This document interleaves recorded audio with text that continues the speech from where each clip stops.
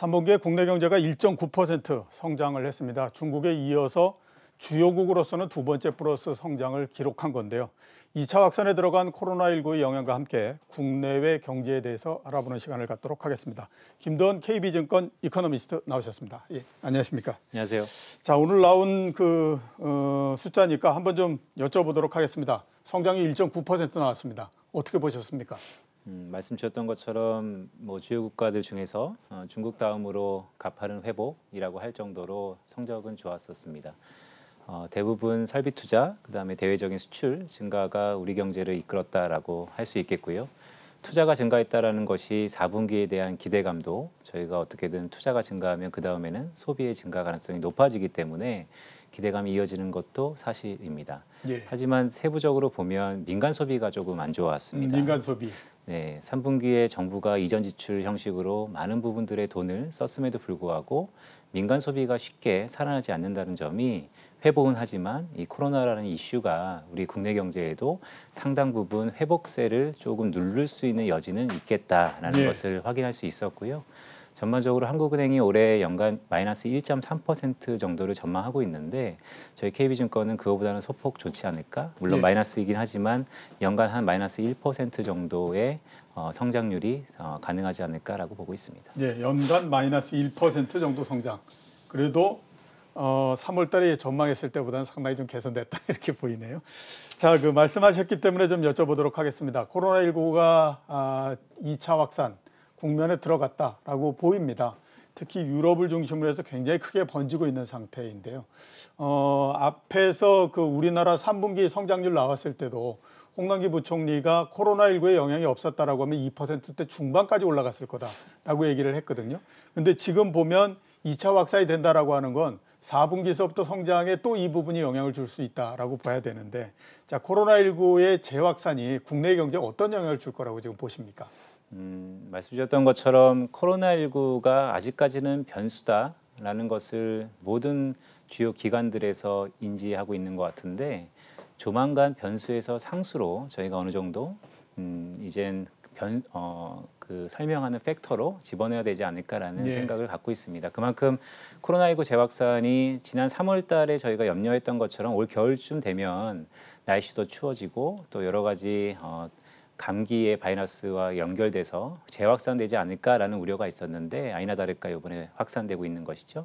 하지만 기대 섞인 부분은 그만큼 또 백신에 대한 기대감도, 백신의 상용화에 대한 기대감도 상당 부분 올라오기 때문에 이러한 두 부분이 지난 3월과 같은 이런 무자비한 실물 경제에 충격은 주지 않을 것이다라는 것을 기본적으로 깔고 있고요.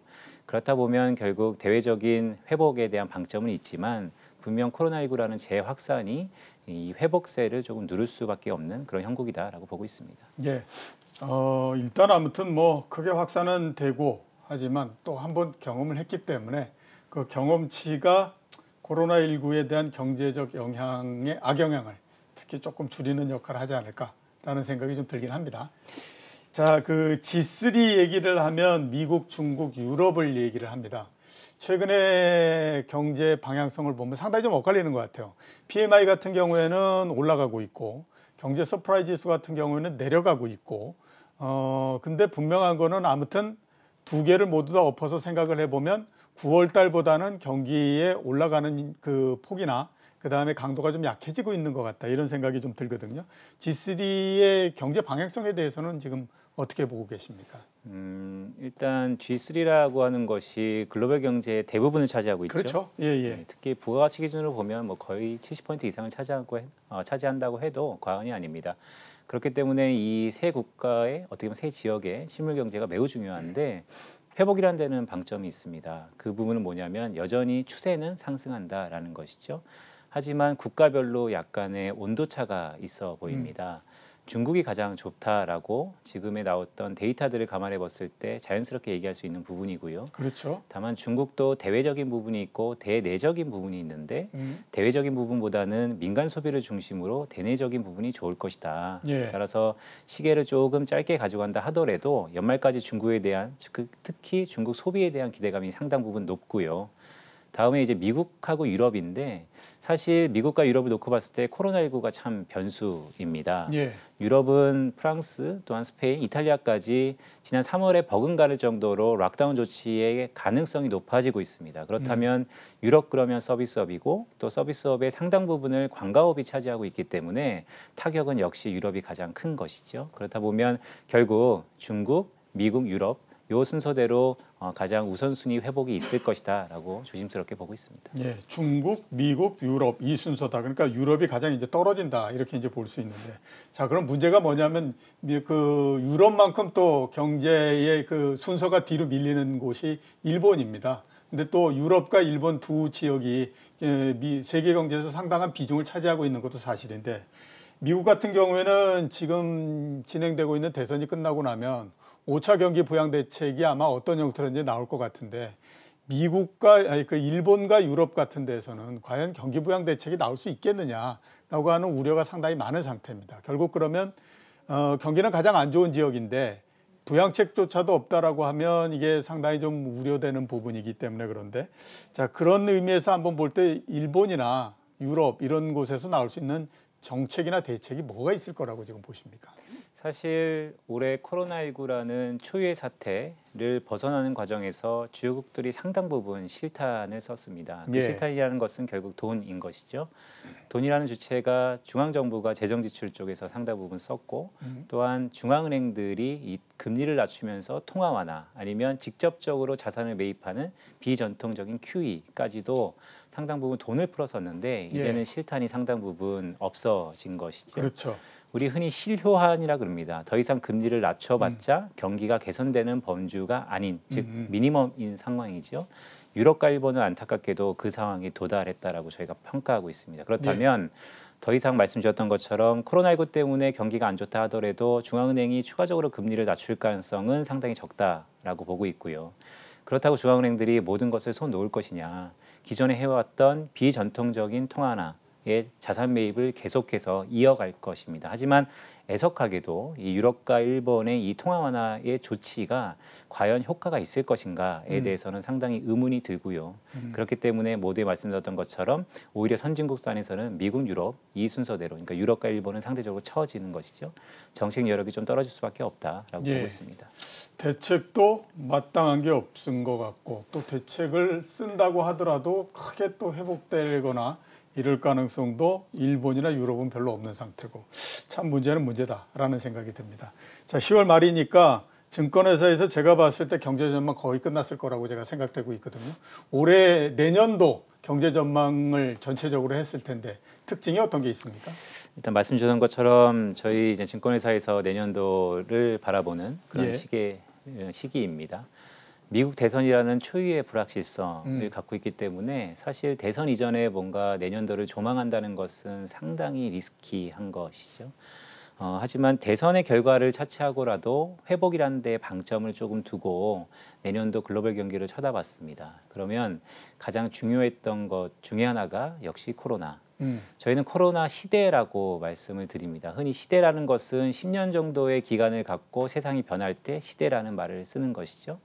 2021년은 코로나 시대가 시작되는 원년이다라고 보고 있고요. 그것이 의미하는 것은 각 경제 주체들이 코로나19 이전의 수준으로의 회귀, 원상복구는 사실상은 조금 불가능하다라는 것을 깔고 경제를 바라볼 필요가 있다라는 의미입니다.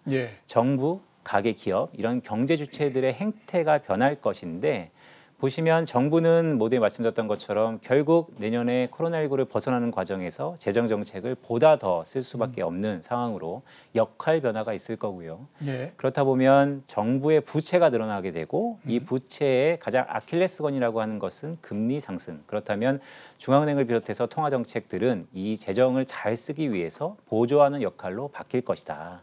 자, 가계는 워낙 코로나19라는 초유의 사태 때문에 위험의 성향이 강해졌으니 이전보다 저축을 좀 더 늘릴 것이다 라고 보고 있고요.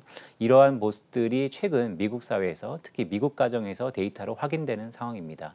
지난 경기 침체 기간보다 저축의 비중이 워낙 높아졌고요.